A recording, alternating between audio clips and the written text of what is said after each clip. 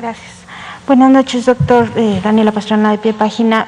Estuve revisando el boletín y me llamó mucho la atención esta gráfica que tienen por edades, porque digamos que el porcentaje más grande de exceso de mortalidad lo tiene la población de 45 a 64, que es quizá, pues no sé si es porque es la fuerza laboral o cuál es la explicación o el análisis que ustedes han hecho de que sea esta población, pues por una cantidad fuerte la que tiene más exceso. Y por otro lado,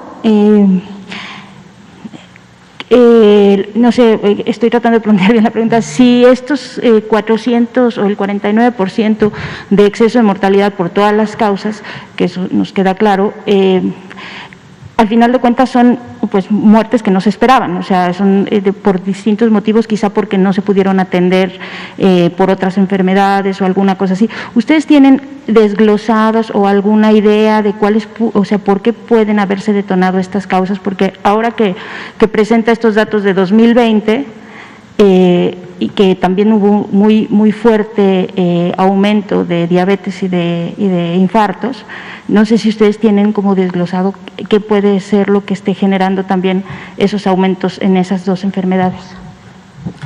Muchas gracias.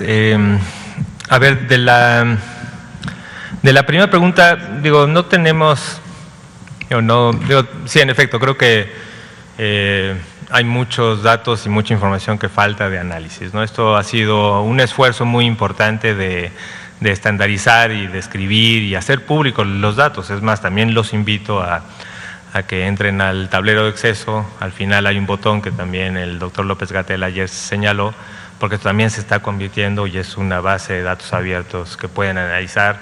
Y además es muy importante que se analice y se busque este tipo de explicaciones. Digo, en principio, una enfermedad como COVID, en una población que en general tenemos una población que tiene muchos factores de riesgo, de estos factores de riesgo que se han asociado a una mayor complicación, diabetes, obesidad, hipertensión, aún en una población adulto joven, ¿no? Tenemos prevalencias muy altas de obesidad en esta población, tenemos prevalencias muy altas de diabetes y de hipertensión.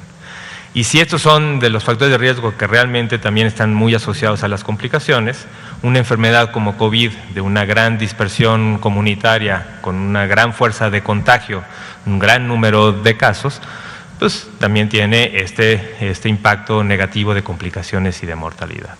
En esta población, especialmente de adulto joven, se esperaban menos muertes. En general se esperan menos muertes en las poblaciones más jóvenes y por eso sí era esperable que ahí se encuentren los mayores incrementos porcentuales, ¿no? ¿Por qué? Porque partimos de un basal menor y tenemos una enfermedad de un gran impacto.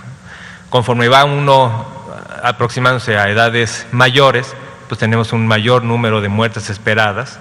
Tal vez en el extremo, si vemos el grupo de 90 años y más, pues igual íbamos a ver poco exceso porque ya teníamos un número de muertes esperadas muy alto, ¿no? Entonces, tiene que ver un poco con el porcentaje de comparación. En la segunda pregunta, digo, eso creo que es donde se requiere un análisis mucho más fino, minucioso, aunque también la información no es del todo completa, ¿no? Porque tenemos la información. Esta es una información que viene de las actas de defunción, que en principio tienen la información más importante de los certificados de defunción, pero también hay unas cosas que no tienen, por ejemplo. Digamos, una variable importante que en este registro no se tiene, por ejemplo, es si el fallecimiento ocurrió en domicilio o en unidad hospitalaria, ¿no? Eso sí lo tiene el certificado. Por eso, cuando todo esto ya se traduzca finalmente a certificados estandarizados, podremos analizar esa variable.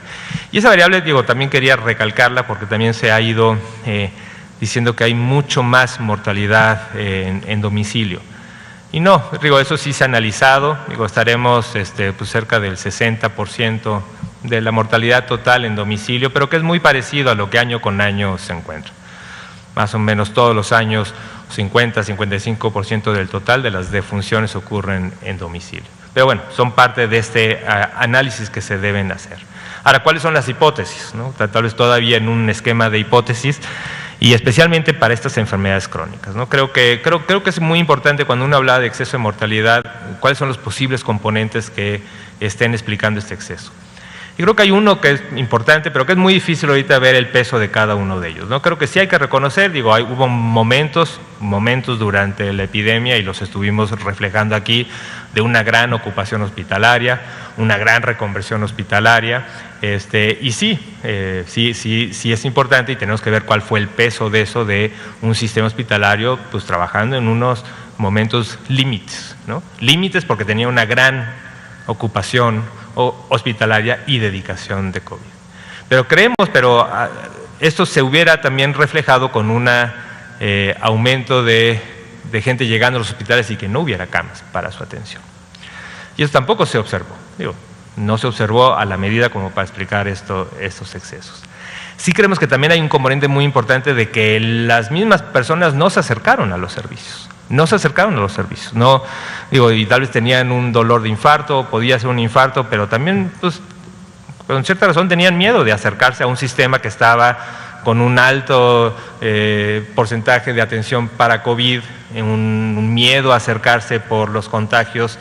Y creo que esto también, pues, alimentado con todo un componente fuerte de información y de desinformación, que también a las personas se les complica, ¿no? Se les complica ante un escenario de incertidumbre saber qué hacer en estas ocasiones.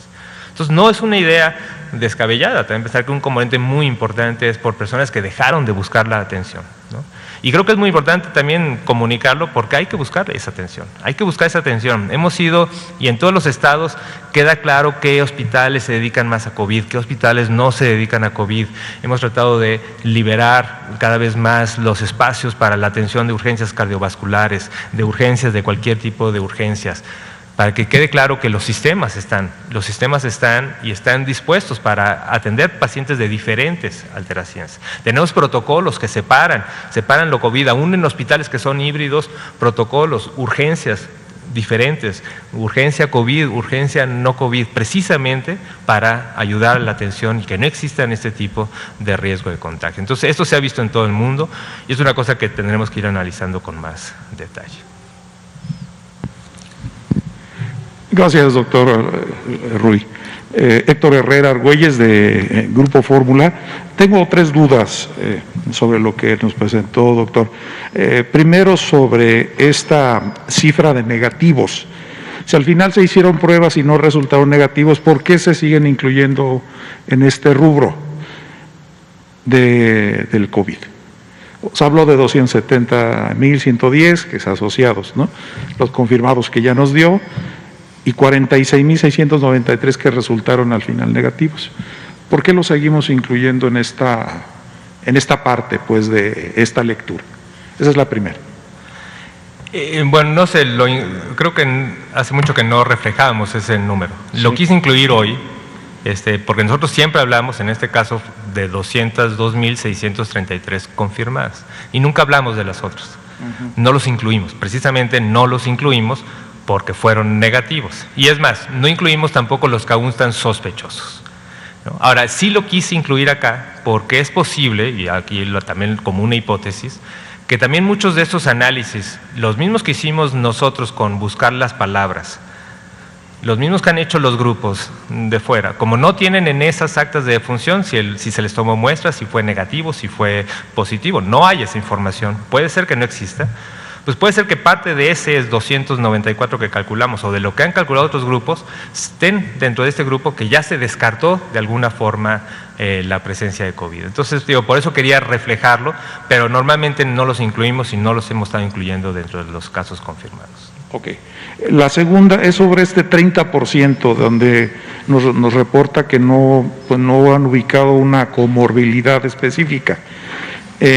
Entrando al terreno de las hipótesis, todos estamos aprendiendo de esto, doctor.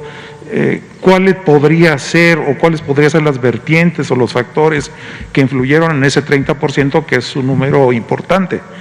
Y una variable que creo, bueno, al final es un factor epigenético que tiene que ver con la contaminación atmosférica sobre todo en zonas densamente pobladas, contaminadas, porque algunos municipios, que sobre todo 10 en todo el país, por lo menos 5 están en estas zonas densamente pobladas y altamente contaminadas: Iztapalapa, Gustavo Madero, Ecatepec, Nezahualcóyotl.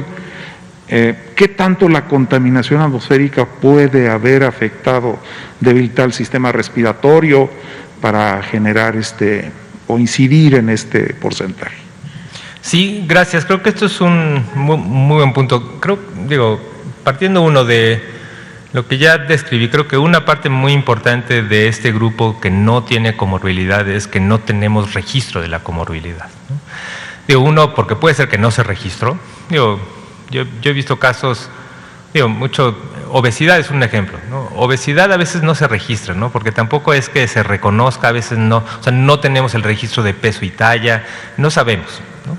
Entonces, obesidad es que si se les ocurrió en ese momento, ya sea autorreportarse como una persona con obesidad, la misma persona que fue el estudio epidemiológico, o en la percepción, porque no necesariamente tenemos peso y talla. Pero así también hay muchas otras entidades y enfermedades. Pero también las que se desconocen, ¿no? Los factores de riesgo que se desconocen, y creo que el que menciona usted es importante. O sea, enfermedad pulmonar, crónica, que no tenga un diagnóstico, pero que sí sepamos que tiene una enfermedad crónica pulmonar, en donde tal vez contaminación ambiental participa con un componente, no tal vez una bronquitis crónica establecida o un EPOC establecido, pero tal vez sí una vulnerabilidad o una poca capacidad de reaccionar y de resolver de un pulmón crónicamente expuesto a contaminantes. Esto se ha visto, y no solamente en contaminación atmosférica, sino también en contaminación de aguas, de cuencas, y justo de ahí algunos análisis también de grupos interesados en esto, en donde han tratado al menos de relaciones geoespaciales más que causales a nivel individual, de relacionar sitios altamente contaminados también con niveles mayores de mortalidad por COVID. Entonces creo que esto es un área que todavía requiere explorarse, pero es una hipótesis muy fuerte el pensar que hay factores ambientales ayudando a complicar la infección por el virus SARS-CoV-2. Muy bien, la última, doctor, si me permite, tiene que ver precisamente con esta cifra que nos da en torno al grupo que ha sido más afectado. Yo supongo que al principio, como estaba pegando la enfermedad a adultos mayores, se decidió que el proceso de vacunación se iniciara ahí. Digamos que esto no nos llevaría a cambiar la táctica, como dice el subsecretario López-Gatell, de irnos con este grupo primero, no de los 50, sino de los 40 para abajo, para reducir esto que estamos viendo, que es un dato relativamente nuevo, ¿no?, que nos los da el último análisis. ¿Podría ser un factor, doctor? Gracias. Gracias por preguntar, porque eso a veces parece intuitivo, esa relación, ¿no? Pero creo que, y tal vez será bueno reflejar, pero si recuerdan también en los primeros análisis de mortalidad, pues siempre uno ve que el número absoluto de muertes tal vez sí está en este grupo, ¿no? Pero cuando uno ve el riesgo de morir, o sea, la mortalidad, es lo que llamamos monotónica, o sea, cada década aumenta el riesgo, ¿no? Y es así, el de 70 años tiene más riesgo que el de 60, el de 60 tiene más riesgo, el de 50, el de 50 tiene más riesgo que el 40. Hay muchas más personas de 50 a 60, ¿sí? Es más, tenemos el estimado que son cerca de 15 millones de 60 más, de 50 a 60 son como 12 millones en la República. Entonces, y también el de 40 a 50 es cerca de ese número. O sea, son grupos muy grandes, una sola década cubriendo pues, las 3, 4 décadas de 60 años y más. Entonces, sigue siendo el grupo de mayor riesgo de morir, el de adulto mayor, ¿no? Pero sí, tenemos que ir avanzando, y por eso el eje primario es irse en este rango de edad. Una vez que terminemos con 60, iremos con 50 años y más, y así es donde se ha demostrado en este modelo que el grupo de expertos nos ayudó a estimar un 20% de cobertura, implicado un 80% en el riesgo de mortalidad, ¿no? Gracias. Buenas noches, doctor. Liliana Noble, de Pulso Saludable. Quisiera saber si el exceso de mortalidad del año 2019 está, independientemente de que sea por la COVID-19, está íntimamente relacionado a la pandemia. Sería una cantidad de muertes esperadas por el desarrollo de una pandemia tan larga? Esa sería mi primera pregunta. Y me gustaría saber qué lugar en frecuencia ocupa México al reportar de manera sistemática y periódica las cifras del exceso de mortalidad a nivel mundial. Gracias. A ver, perdón, es que la primera pregunta no lo entendí bien. ¿Del 2019, dice? Sí, del año pasado. Del 2020. Hubo un exceso de mortalidad. Está íntimamente, en general, independientemente de la COVID-19, relacionado a la pandemia, por eso se refleja tanta mortalidad. Gracias. Sí, digo, es parte del análisis, por eso llamamos un exceso de mortalidad por todas las causas, ¿no? Creemos que tenemos esta primera estimación que de todo este exceso, tal vez 70% está asociado directamente o causalmente a la infección por el virus SARS-CoV-2 y un 30% por estos factores que ya hemos explicado, pero claramente, pues aún los que no están asociados directamente por la infección del virus SARS-CoV-2, pues de alguna forma están asociados a la pandemia, ¿no? Porque están asociados a la carga hospitalaria, al miedo de la gente, todos estos factores que hemos explicado. Entonces sí. Y del otro no, nos ha costado mucho trabajo. Digo, por eso les dije que en la comparación internacional es muy difícil y aún en estos ejercicios, Our World Data, que ha hecho tratar de hacer un ejercicio de poner los rankings y poner los primeros 10, cuando uno vea en exceso de mortalidad, pues no puede porque son metodologías distintas, periodos de reporte distintos. Entonces no tenemos así un número así para poder decir en qué lugar se puede estar y no creo que lo tengamos, ¿no? A ver, última pregunta allá.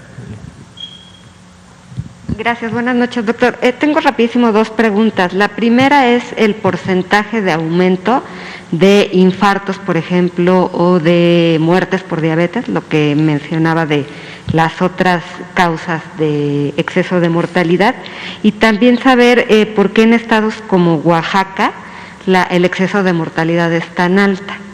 Gracias. Sí, gracias.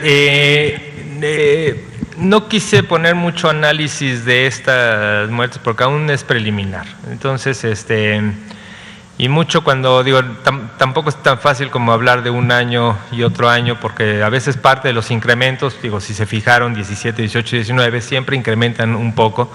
Y esto es parte del incremento que se espera por la dinámica poblacional, ¿no? En cuanto a las estructuras etarias. Entonces, siempre esto hay que hacerlo en tasas estandarizadas y no es un porcentaje así directo, pero bueno, seguramente se puede calcular, sí es un incremento claramente, pero no podría ahorita aventurarme a dar un estimado.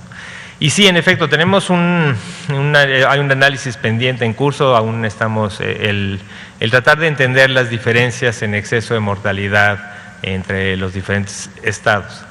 Es un análisis complejo porque sí sabemos que en muchos estados también tenemos un problema de incertidumbre en cuanto a las bases de datos. En una parte muy importante del informe siempre se viene un análisis que hacemos semana con semana sobre la veracidad y qué tan completa está la base de cada uno de los estados. Entonces, por eso también nos ha costado así trabajo directamente comparar una contra la otra, pero ya empezamos a hacer análisis comparativos. Hay estados donde claramente tenemos un exceso mayor, además de lo ya observado en la mortalidad confirmada, que tenemos un exceso también mayor. Y justo esta diferencia entre lo que ya observamos con lo confirmado a tal vez nuevos hallazgos entre diferentes regiones de exceso.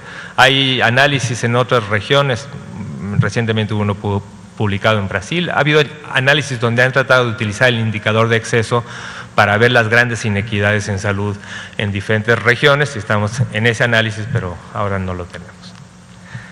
Bueno, pues muchísimas gracias. Con eso terminamos. Perdón a los que dejé pendientes, sé que era un tema para más tiempo, pero traté de abarcar todos los detalles y seguiremos atentos. Cualquier pregunta, cualquier comentario, y trataremos de periódicamente ir avanzando en esto, no cada 15 días, pero sí de manera periódica, porque sabemos que es un tema importante, necesario y de gran interés. Y solamente pues con esto pues nos despedimos y mañana estaremos atentos a una nueva sesión. Gracias.